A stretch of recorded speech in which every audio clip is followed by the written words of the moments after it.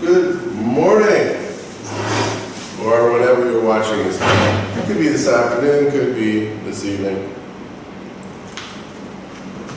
I could be talking to you in the past, and it's the future. Who knows? We're in a new section. This semester is rolling along, and I think we're in week 9 or 10 now. And in this time, we have to do 2 different sections, well 3 before we end this semester, believe it or not. So it's 6 weeks, 5 or 6 weeks, 3 topics. The topics are consumer protection and the law, so we'll have some contracts in there too. And then we have organizational structures, which is how businesses can be organized, different kinds of management styles that come from the different structures, as well as employment, hiring, and managing workers. So we have 3 sections left at about 6 weeks, so we'll be spending about maybe 2 weeks on each. Normally you would have 1 quiz on, or 1 assessment on the law, which would be assessment. So right now, we have task 1 halfway done. When you put your marketing plan in, you'll have task 2 finished completely. Task 3, the test would actually be next week on marketing, so we're actually not that far behind. And then we have a test on the law, that's task number 4, and then we have assessment on employment and management structures, which would be number 5. And then we have the final test. So we're really not, if we went back to school tomorrow, we would kind of be still alive. We'd still be able to do this, but it's getting more difficult now. Consumer protection and employee protection and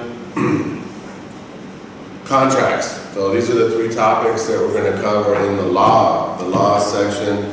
The good news is we have a fantastic, it's so good, it's the best resource in the universe. We have such a great resource for this topic about consumer protection. There's a Australian Broadcasting Network program just about consumer protection, and it's a comedy show. It's very good, it's well produced, it's funny, and it's very educational. It's called The Checkout, and it's really, really good. It has pretty much every topic that you could possibly imagine in consumer law, and so you really can get into it. And like I said, it's a comedy, it's done by comedians, and it's quite funny. So, can I go to the main page? Let's see. The Checkout, there it is. The Checkout, only 60,000 subscribers in all of Australia. The world isn't black and white. So, every single topic you can imagine, the topics we're talking about is taking advantage of customers, unfair contracts, all of those things. It's fantastic. Fake advertisements, false advertising, health products, every kind of scam in the world. So it's really, really, really good. So we have this as kind of a resource that we can use, and it's Australian law, right? So it's not like, oh, I just found something funny in English. This is particular to Australian law, which is what we're studying, so that's great. I'll show a video from them today, so you'll see. Okay, so consumer protection, what is that about? That's about when the company fails to protect its customers or it tries to take advantage of its customers, then it is one of these regulations situations where we need the government to step in and try to regulate business because business has gone too far and to protect customers. So this pretty much goes under the Australian Consumer Law. It's kind of easy to remember. It used to be called the Trade Practices Act, and now it's called the Competition and Consumer Act, which is easier to remember because the people who are going to enforce this law are called the ACCC. The ACCC is the Australian Competition and Consumer Commission, ACCC. You probably should remember that. So when we look at the law and an act, maybe you should know what an act means. I'll talk about law for three kinds of elements of law. So we have laws. Laws typically tell us what we can and cannot do. So there's the law. Breaking the law means doing something that's illegal. Then we have regulations. Regulations don't tell necessarily what is illegal and what is illegal. Regulations are used to explain how to do something that is legal in a way that is responsible, or to set some boundaries of what might be an illegal way of doing something. So a law sets the legality, and the regulation is how you're supposed to implement, or how you're supposed to operate under certain conditions. So then we have an act. Okay, so Competition and Consumer Act. By the way, I should have said this, I'm on chapter 2. This goes all the way back to chapter 2. Chapter 2, page 7. In the first paragraph, it says, on January 2011, Australian consumer law was introduced to put in place national consumer protection laws. The ACL is based on the Competition and Consumer Act. Okay, so an act is a set of laws that's to regulate a certain industry or function of business. So it's a series of laws. So a group of laws together with regulations is going to be called an act. So that's a bigger than one law. So you just said one law is voted on by the government, either, about what's the driving age? Okay, people 18 years old can drive or not. An act would regulate all of the laws that have to do with people's driving. You would put them into an act. So it's a much bigger set of laws. The ACL is enforced by the consumer protection agencies in each territory and state. Remember, Australia has many states. They're not all always the same laws, but there are federal laws. So there's 3 levels of government. There's federal, which is the national laws of the country. Then we have the state laws, and each Australian state has its own laws. The federal law is stronger than the state law. And then we have local laws for different counties or cities. They have their own local laws. Okay, so before, each state would have its own laws, but now the ACL replaced the older laws in each state, including Western Australia, one of which was called the Fair Trading Act, another was called the Consumer Affairs Act, and then we have one called Door-to-Door Trading Act. Now you can imagine that with online selling, things have gotten very, there's many more things that need to be controlled and regulated than in the past. So the ACL has had to update for online selling and delivery services and online advertising. We all get pop-up windows so much that we probably would like some regulation of online advertising. So some of the topics that the ACL covers are contracts. We'll talk about that later when we talk about contract law, unfair contract terms. That also includes, though, the fine print that you read when you say, I agree. Consumer rights when buying goods and services, what happens to you when you're treated unfairly by a seller. The enforcement of warranties. A warranty is something that's given by a company after you buy something to promise you that it will work for a length of time and that they will repair it or replace it if it doesn't match its what it's supposed to do. Product safety, a huge story, right? We're all very concerned about product safety, especially food products. Selling, what kind of sales that people do? What's the proper way to do sales? Door-to-door sales, direct marketing, what kind of disclosures need to be made, what kind of, and you know, advertising in general. Lay-by agreements.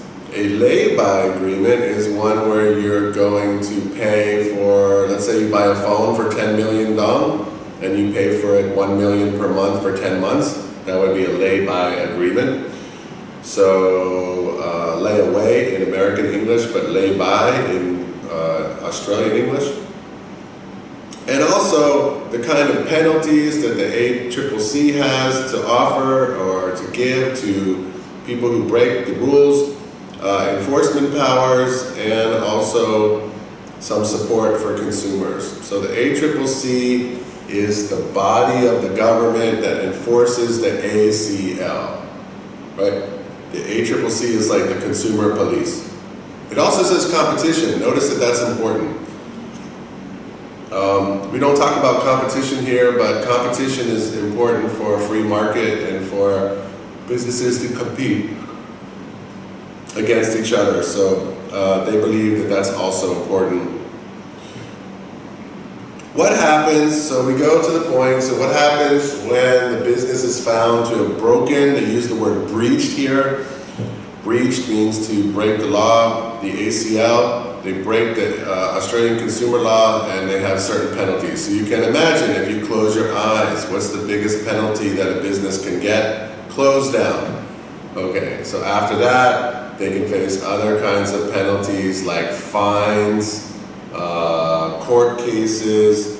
They could have to pay to the consumers that they hurt. And it's possible that they have to be ordered to jail, I guess, if they hurt enough consumers. Also about repairs or some kind of correction that they have to do. So you should have a list in your mind. What is the possible penalty for breaking the law? So closing down, fines, lawsuits against customers or customers' lawsuits against the company. Having to fulfill promises and responsibilities to customers and possible jail time. So consumer protection has, that's up to the ACCC. They rely on the government for money. Okay, so the main topics they're talking about here, and they should have talked about it in that list, is, and the one that's the most fun to study, is misleading or deceptive conduct by the company. So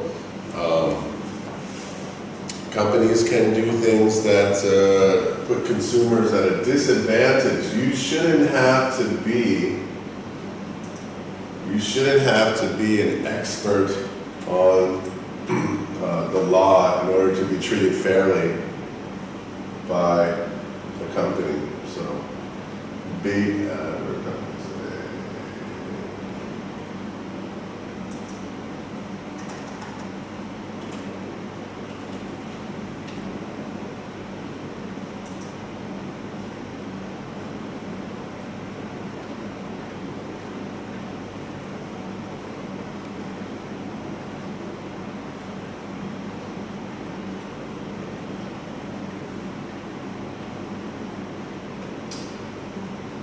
so, yeah, false advertising.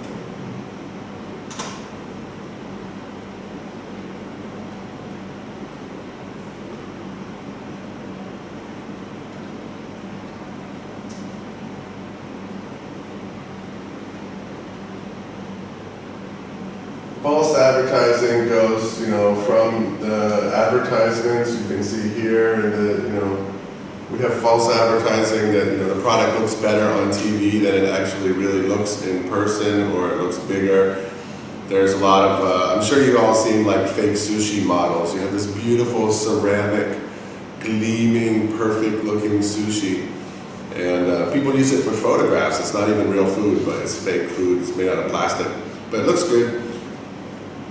It is illegal for a business to make statements that are incorrect or to create a false impression. I'm on page 8. A business must not make false or misleading claims about the quality, the value for what's offered, the price, which is very important in Australia. You have to show the full price. You can never give like a price without tax or a half price. Or the benefits that are offered by the certain products or services. This applies to product labels and advertising in print, radio, television, social media, and now online. It also applies to what sales staff and managers say to customers. So if the customer is promised something directly by the staff in the company and they don't get it, that's also can be misleading. Keep that word in mind. Misleading means to trick you into thinking something differently. This applies to all of those things, labels and advertisements. Labels on the product can say 100% natural, for example, and then it has to prove it, right? There has to be some scientific basis for this claim. A focus of the ACCCO and Section 18 of the ACL is to prevent misleading and deceptive conduct, to stop businesses from lying to customers just to trick them and to find some way to get sales. So that would be obviously something you want to be careful about. And people do it all the time, right? So Vietnam doesn't have very strong regulations of these, of advertising, for example. So sometimes I see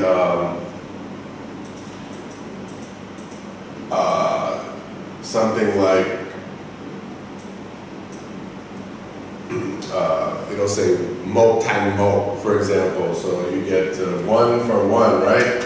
So you have 1 for 1, and then you buy, and if you ever had Domino's pizza, then you basically know that you get 2 pizzas for the price of 1, and then that makes sense, right? You get 2 for 1 of what you order, but then if you, in some cases in Vietnam, you like buy 1 car and get like a keychain. So it's like buy 1 very expensive thing and get 1 cheap thing free. So I think that's what they're talking about in Australia. They're concerned with this this idea of like trying to offer one free, buy 1 get 1 free, but is it the same thing? Most people expect it to be the same. They don't expect it to be different. Okay, so then we have something that happens quite a bit called, I'll start with bait advertising. Bait advertising is the trick that happens to all of us in gaming sometimes, right? Or when you, they want to give you something free, but then you have to give them your credit card number first, and then you can have it free for a month, but then after that they start to charge you, or free for 3 days, and then they start to charge you. They expect people to make mistakes. They expect people not to cancel their credit card after 3 days, and so they're just going to charge you. So to me, that's a scam, right? Another kind of bait, and the most popular form, is when a company, you see, I don't know if it's so common now, but you'll see a shop offer an iPhone 10 for maybe a low price. You get an iPhone 10 for $8 million, and you pass the shop and you think, wow, okay, that's a great price. Maybe I should try and find out if I can get that $8 million iPhone 10. So when I go into the shop, what happens? They baited me like a fish. Bait is something you put on a fishing line in order to catch a fish. And so what happens at that point is you are the fish, and you come into the store and you say, hey, I want that iPhone 10 at that really hot price of $8 million. And they say, oh man, we're so sorry. You just missed the last one. So it's sad. You could have got it. We really wish we could offer it to you. But we've got these other Samsung phones. So why don't you come in and check out our other products and phones? We'll give you a good deal. Sure. So bait advertising is when an advertisement shows a very low price for a product that is very attractive to customers, such as $8 million for an iPhone 10. The aim of this is to lure the customer into the shop with the promise of a bargain, to take that bait, and when they can't buy the advertised special, they buy something else, hopefully at a full price. And their special prices can only be advertised if the item is in stock. So the law says, so that's a trick that people have been doing for many years, but the law in Australia actually says that if you promise the iPhone 10 at $8 million, you should put a date on the advertisement. If you advertise it for a certain time period or a certain day or whatever, you have to offer that product in that time sold. So you have to make sure that you have enough supply to supply what customers would want. And that's going to be the law. So eventually, as a company, you would have to go probably buy some iPhone 10s for a more expensive price and then sell them and lose money by selling them to customers who wanted to buy them. So if it's, that's what the customer expects. So you cannot make offers that you do not fulfill. So again, special prices can only be advertised if the business has the item in stock, which means available. So that's the first one, bait advertising. Let's look at some other unethical advertising just to break up the time.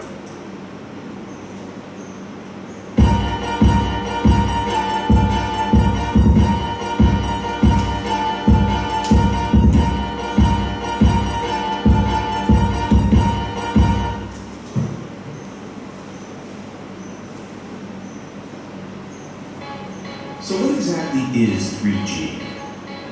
It's what helps you get the news twice as fast.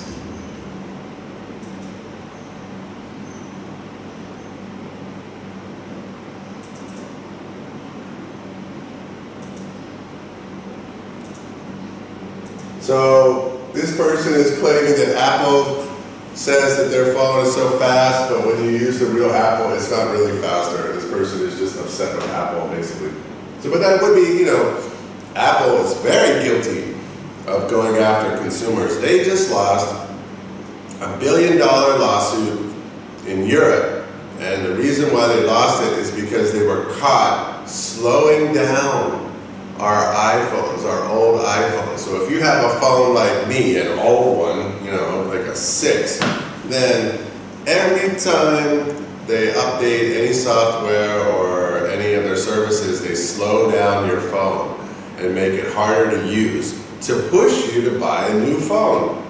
I mean, it works perfectly fine, but they're the company and they're actually trying to make the phone harder to use, to make it difficult for you.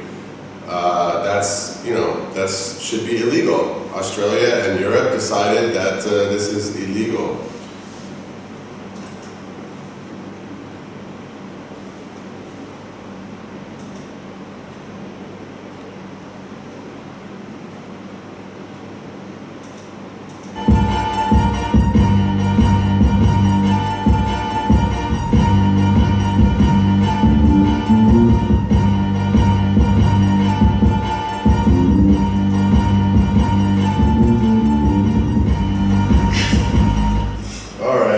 Minutes, they're going to change your face and make you look 25 years younger, right? That's not going to work.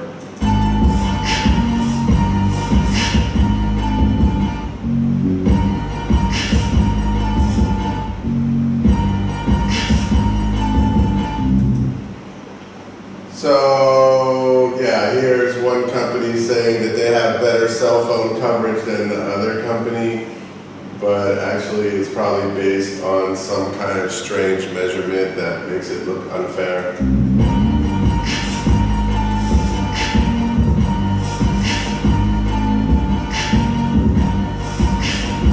So the one competitor actually has more service. They made their competitor look bad by saying they didn't have as good a service. And then you have this classic, you know, this is what the advertisement burger looks like, and then the actual burger looks kind of dumpy and not even nearly as fluffy and exciting and as delicious.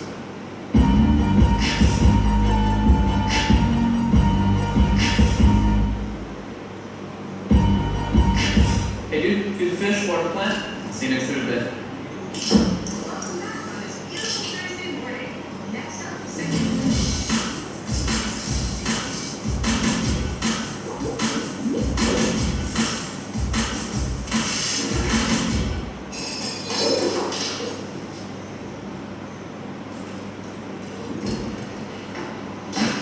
Grandpa, Mikey? Grandpa, I missed you. Okay, wait a second. This person is crazy. This is not true. This is not false advertising. No one believes, it's called puffery. No one believes certain claims. If I say that my coffee is the world's best coffee, there's no way to prove it. There's no way to disprove it. What is best? Who knows? It's just an adjective and it's subjective, and no one can really agree or disagree. And if someone passes by and says, hey, that's not the world's best coffee, they could be right, but they're not going to be able to take you to court, because a reasonable person should understand that it's just like, you know, somebody's claim that could or could, it's subjective.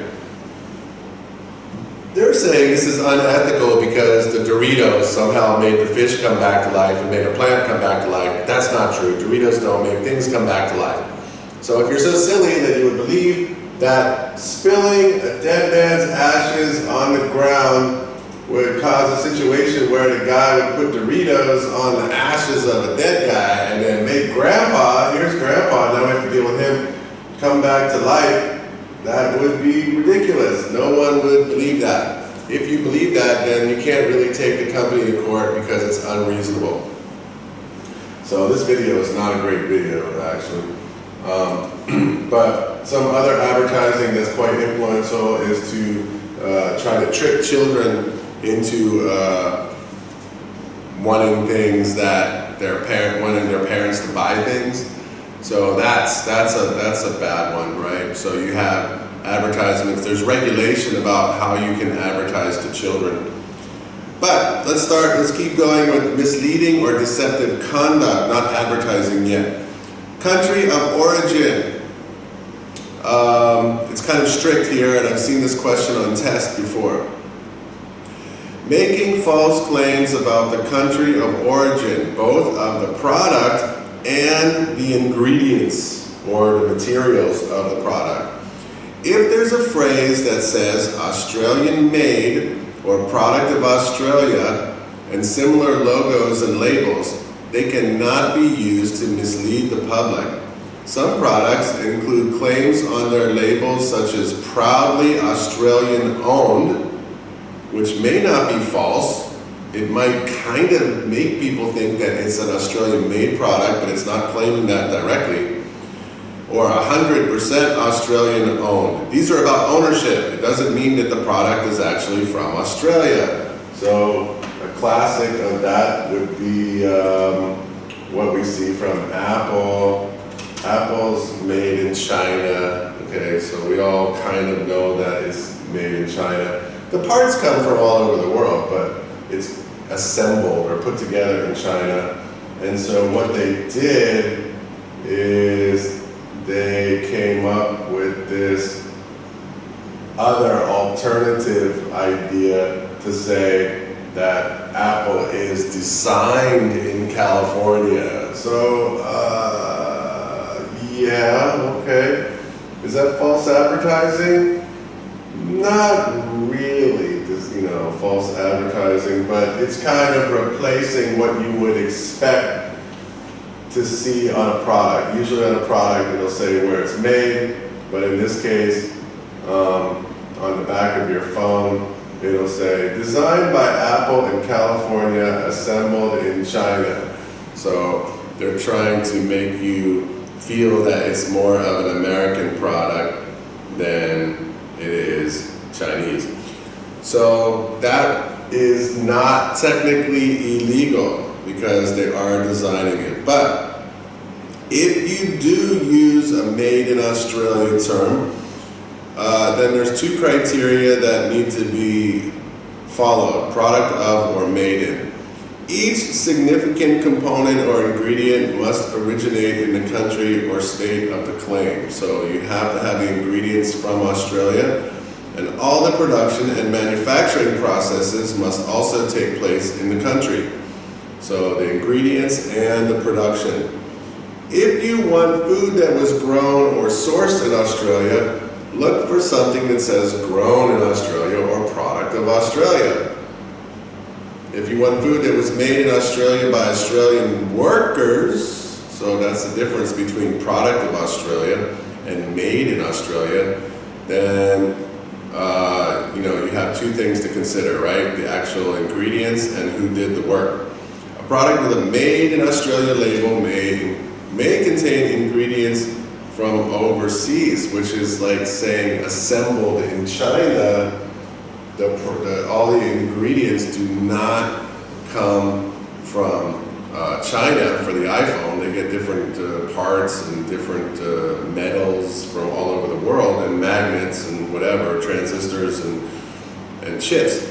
So keep in mind, if it says grown in Australia or product of Australia, that means that it was, the ingredients for sure come from Australia, and the manufacturing probably happens in Australia.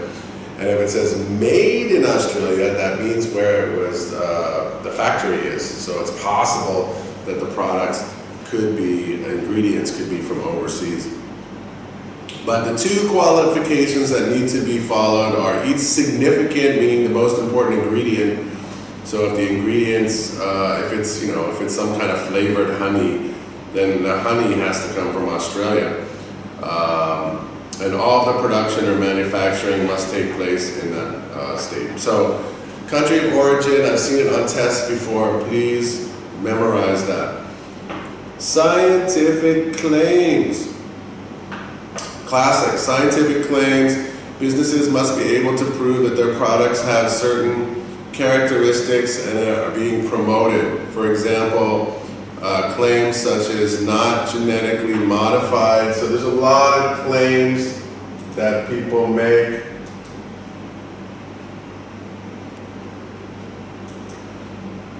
About their products, right? They can The world isn't black and white.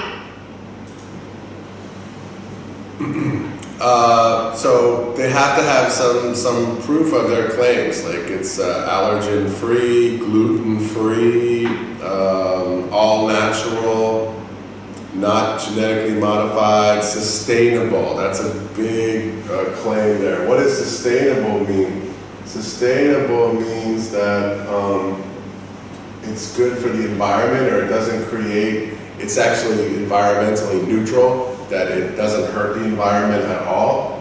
Very difficult to prove that that would be true.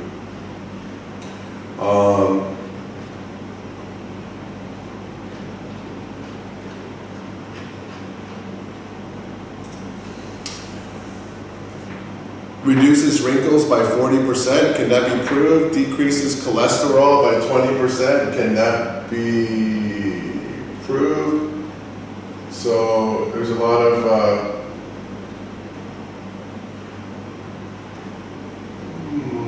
I thought I had the right one, but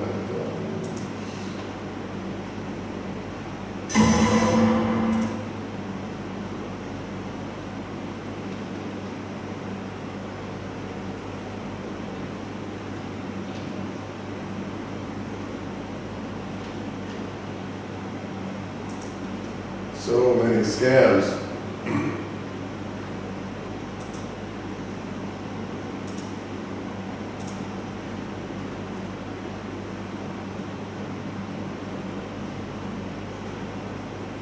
for Series 1.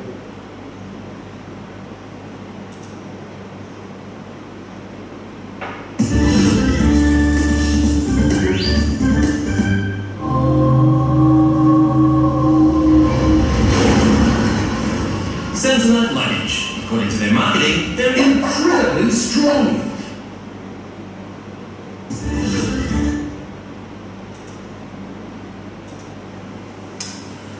So then you get to, so scientific claims is clinically proven, doctors say that it makes your tooth whiter, environmentally friendly. There has to be some scientific proof. If someone challenges the company to prove it, then they can be found misleading the public and they can be fined and the product can be removed from the stores.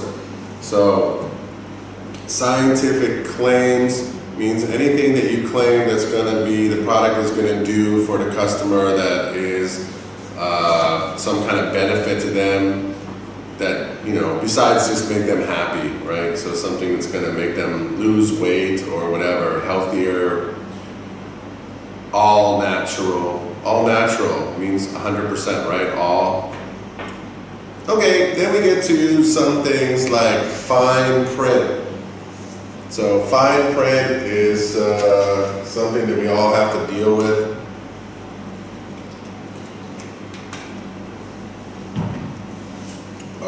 At the product labels, or sometimes in some kind of terms of service agreements, there's tons of writing. There's pages and pages of writing, or there's just small things on the product that say something that, like, you know, changes the meaning of what they said before. So for example, it would be if they have some kind of promotional, you know, something where they want people they want to make some promotional offer, and then I think I saw one where it was Burger King a long time ago. They had some weird I don't know whose idea. It was one of the stupidest promotional campaigns I've ever seen.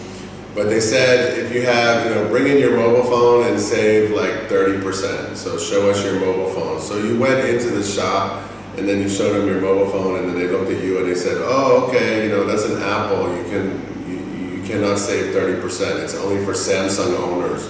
So in small letters it said, only for Samsung owners.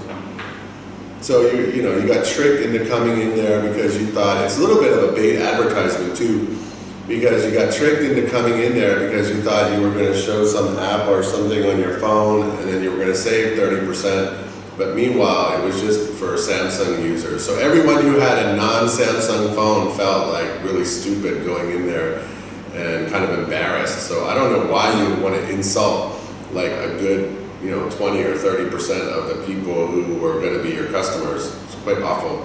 And it was in the small writing, so you couldn't really argue with it. If you look really closely at the bottom, you're like, oh yeah. So, but some fine print is considered to be illegal, and it's deceptive. Using small print and disclaimers to hide information and mislead customers. This refers to the fine print included in advertising. Often when promoting phone deals or service arrangements, businesses will include details about the price, additional fees. This happens on websites all the time, right? You get click, click, click, click, click, and you know all of a sudden the price was, you know, Vietjet. It starts at 500,000 and ends up at 4 million. You're like, wait, how did that happen? Well, you have to read the fine print. There's a lot of fine print. I think those websites would be illegal in Australia the way Vietjet does it. It's completely tricking you into what you think the price is going to be much lower than it actually is. Often when promoting phone deals or service arrangement, businesses will include details about the price or additional fees and charges in very fine print or on the next page when you click through a website. There are also maybe warnings and some safety information that are hidden in this way. The ACC now requires businesses to make these details clearer and easier for customers to see and understand. So this kind of thing, You know, we can see, this is, what is this, for a motorbike scooter, they have fine print on the contract. Let's check it out. We're recently contacted by a concerned parent who bought a child a scooter from Kmart.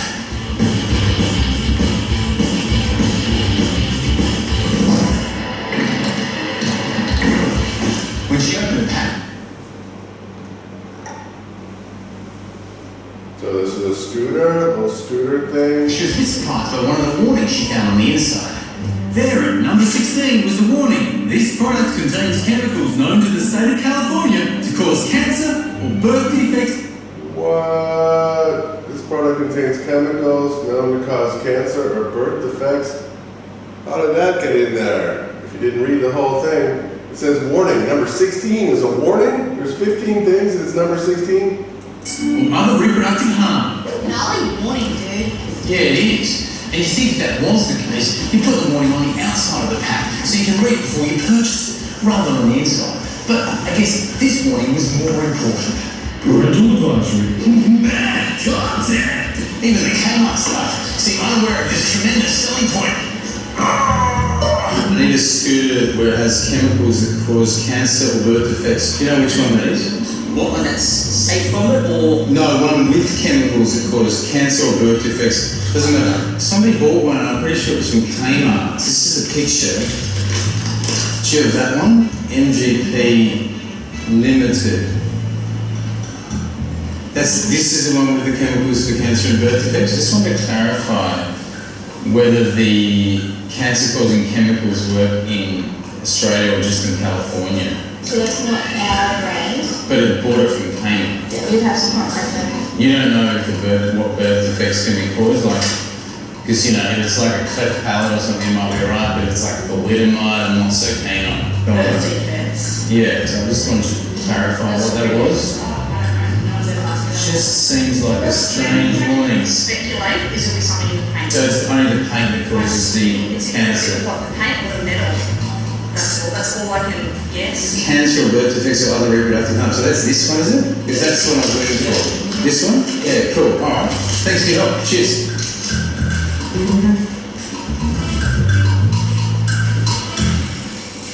But before you rush to take these scooters back to Kmart, let's have a look at why these chemicals are only known to the state of California. That warning's there because of a law passed in California in 1986, Proposition 65, which requires warnings when certain chemicals are used. And here are the chemicals it applies to.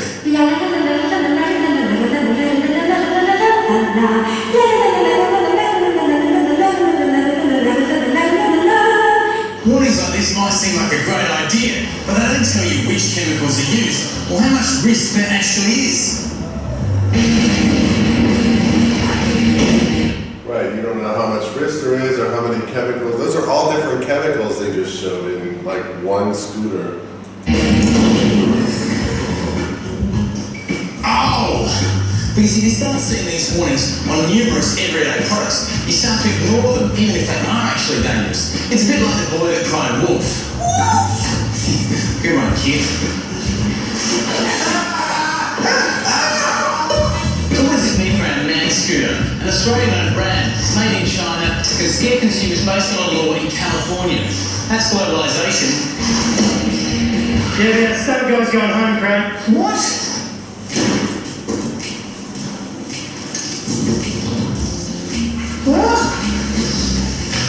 The reason our scooter has the warning on it is because it has lead and cadmium. But Kmart has assured us that The testing of the MAD scooter has confirmed the presence of lead and cadmium is well under the maximum permitted levels in Australia. so if you see one of these warnings, don't freak out. Although you can ask the shop in question if you're worried about it.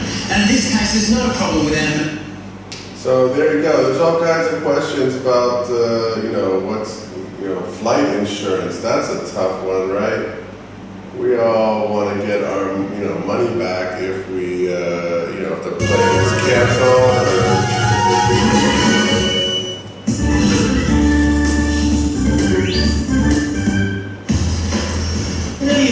I will say one thing about this checkout. The checkout is really good, but Australia is a multicultural society. We really expect them to put some subtitles on these videos, right? I mean, there's so many people from other countries living in Australia, you would expect they might want to be able to read instead of just listen. So I will admit that they do talk a little bit fast, but I think you can follow. Plane ticket, you're asked to buy flight insurance. So what do you get for your $12.95 with Jetstar's domestic ticket and baggage insurance? So when you order an airplane ticket, they'll ask you if you want to have insurance on the flight, which means you can get a free, or they say like a refund if the flight doesn't go or something happens. It'll protect you against losing your money on the flight. So this guy's going to tell us, what do we get for that price? Well, you get comfort check baggage lost while in the care of Jetstar. Which is great, except that if Jetstar does lose your baggage, you can already claim up to $1,600 even if you don't have insurance. It says so on their website. The best thing about Jetstar's flight insurance! I still get a kid at my origin car!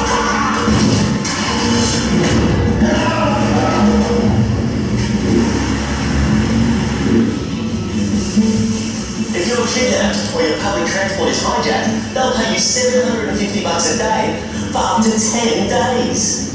So hopefully your captors get sick of you pretty quickly. Egypt, check this out. A whole family right in front of the pyramids. That was such a good photo. I love that. It was a beautiful night, really. Disneyland. Everyone wants to go to Disneyland. You bet. There are also exclusions for claims arising directly or indirectly of war, civil war, invasion, insurrection, revolution, use of military power, or actual war.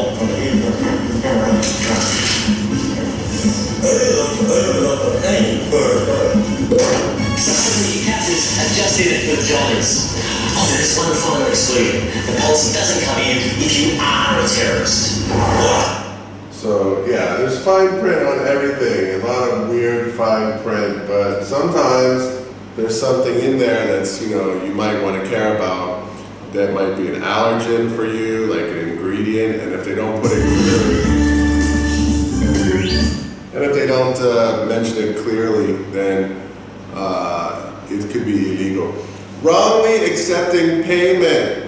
So in this case, that means usually online businesses these days, sometimes they'll take your payment and they won't supply the goods or services. So a business must not accept payment for goods or services that it does not intend to supply, or goods and services it knows it cannot supply. At the, for example, this includes the same color that you order. So if you order one that's black, and then you pay, and then they send you one that's red, then actually they're breaking their contract with you. You ordered black, they sent you red, you wanted black. They took your money, and so it's actually an offense if a business sells a product online or in a shop with the intention of taking the customer's money without supplying the goods, or the correct goods, or knowing that they would not be able to supply them in a reasonable time too. It cannot take like 2 or 3 months. They have to give a time for how long it's going to take for them to send you. So far we have bait advertising, which is basically switching products on you. Country of origin, which is about manufacturing and ingredients. Scientific claims, which are about the benefits of the products that are offered you. Fine print, which is hiding information in the text of some instructions or on the label. Wrongly accepting payment, which is the company that is giving you some, just taking your money without providing the service. And the last one is offering gifts and prizes. So that has to do with what the customer expects too. So the mo tang mo. Buy one sunglasses, get one free. Not buy one sunglasses and get a pencil or something like that, or some kind of calendar. I wanted sunglasses. 2 for 1 means 2 for 1 of the product that's sold. So there's other kinds of gifts and prizes that are offered. I've seen even the lottery here seems like a scam. I feel like I can't imagine that anyone could win the lottery, really win the lottery. But there are many advertisements that promise some kind of gifts, prizes, or other free items in connection with the sale of goods and services, and if they do make that, they've got to honor the offer that they make. Now, I've seen, I know people who work for companies that were giving away free laptops, right? So 6 laptop prizes can be won, but actually half of them, or 3 of them, were actually won by people who worked for the company. So they basically set up so they could get their own, so the staff can win their own products. So it's kind of quite unfair competition. And so if you're a customer and you're tricked into the idea that you should, that you can win. You can win a car. You can, 3 people will win cars. How many people actually get those cars? That is definitely a question.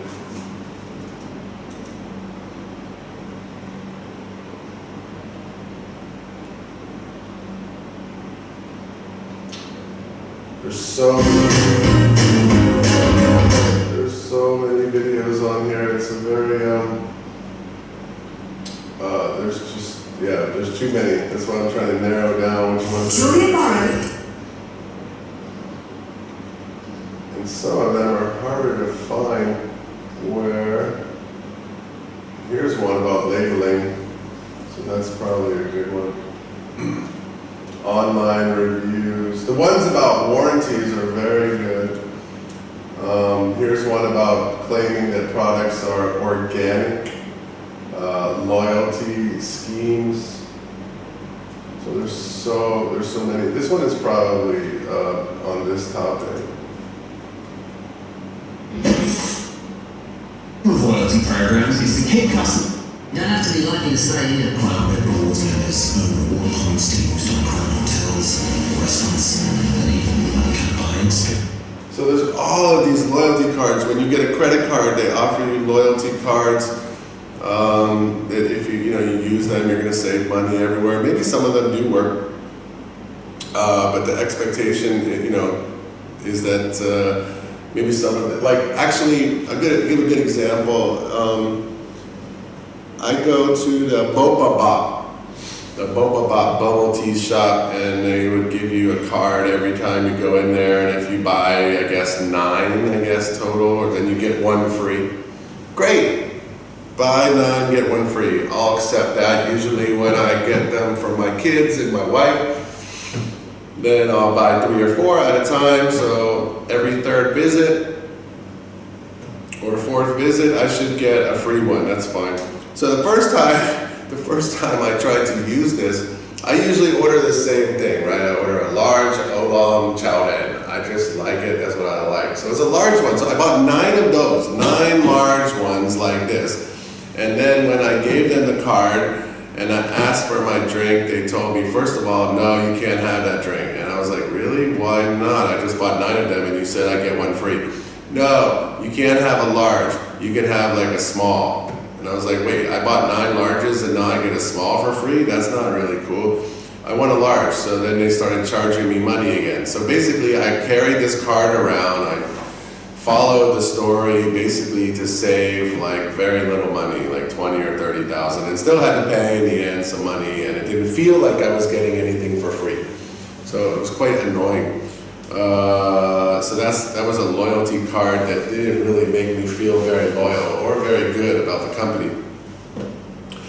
So, offering gifts and prizes. A person who offers rebates, gifts, prizes, or other free items in connection with the sale of goods and services must honor the offer. Gifts and prizes are often used to entice, means to attract customers to enter a shop or to provide their personal information. That's a big scam too, right? They get you into a competition, and the idea is to get your information and your emails so they can bother you forever with tons of emails. Or to just like follow, I don't know who knows what they do, how much they follow you. To provide personal information to be used in direct marketing. The ACL prohibits a person from offering rebates, gifts, prizes, or other free items in connection with the supply or possible supply or promotion by any means of goods and services. A, with the intention of not providing the winners. So if you were to challenge a company about their prizes, they would have to show you a list of winners, and or not providing the prizes in a reasonable amount of time. Most competitions and people who make marketing competitions understand that in order to protect themselves, they have to put a date on it, so you can see when the competition or the prizes are given away, when it ends. So you should be able to know who the winners are in a reasonable time. Puffery. Puffery is what I talked about before about coffee and the claims, like the claim that this grandpa could come back to life from some Doritos. So a puffery is when someone makes an exaggerated claim about a product or service, but it's not something that you would actually think is true, so the reasonable person should not believe it. So for example, a restaurant says they have the best desserts on earth, or a drink says it has the freshest taste ever, or a cafe has the best coffee in the world. These type of statements are not considered misleading because no one could really take them seriously, right? In the galaxy, it's the best coffee in the galaxy. The best, check all the coffee shops. So usually if a claim cannot be scientifically proven, it would fall into puffery. P-U-F-F-E-R-Y, just means to make yourself look bigger, like a peacock or a bird. Puffery, puffed up.